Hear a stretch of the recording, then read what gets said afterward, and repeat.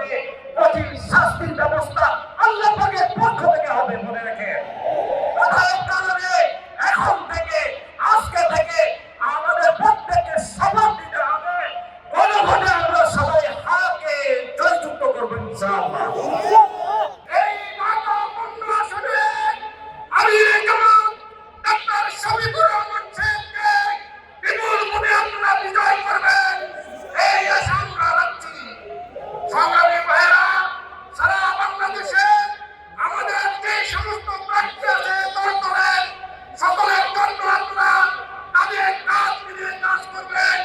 আগামী দিনে আমরা একটি কল্যাণ রাষ্ট্র প্রতিষ্ঠা করতে চাই, আর এই কল্যাণ রাষ্ট্র প্রতিষ্ঠা করার জন্য আমাদের যে আন্দোলন সংগ্রাম, সেই সংগ্রামের বাস্তবায়ন হবে 12 তারিখে। আজকের বাংলাদেশ মূলত একটি রক্তের বিছানার উপরে দাঁড়িয়ে আছে। দল হিসাবে সবচেয়ে বেশি আত্মত্যাগ, জীবন ত্যাগ করতে হয়েছে, জীবন দান করতে হয়েছে জামাত ইসলামীকে।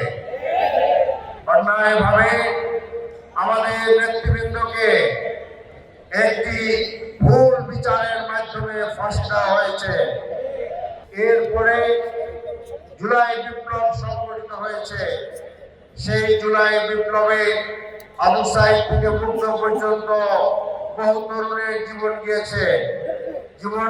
সিদ্ধেশ্বরীর সেই ছোট্ট শিশুর মায়ের এবং ছোট্ট শিশু। আজকে জাতিসংঘই বলেছে প্রায় 1400 লোক এই যুদ্ধে জুলাই আন্দোলনে শহীদ হয়েছেন, যার সংখ্যা আরো অনেক বেশি হবে। 35,000-এর উপরে লোকরা আহত হয়েছে।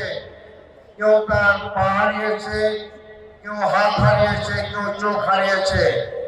এই সকল কিছুর বিনিময়ে তারা একটি সুন্দর বাংলাদেশ চেয়েছে। তাই আজকে যারা বাংলাদেশ বিনির্মাণের স্বপ্ন দেখেন, তাদের একটি মাত্র দায়িত্ব একটি নতুন বাংলাদেশ গড়ে তোলা। আমরা যদি আবার সেই স্বৈর শাসনে ফিরে যাই, আবার যদি সেই একটি নষ্ট বাংলাদেশের দিকে আমরা অগ্রসর হই, তাহলে আমাদের আত্মত্যাগ, আত্মদান বৃথায় চলে যাবে।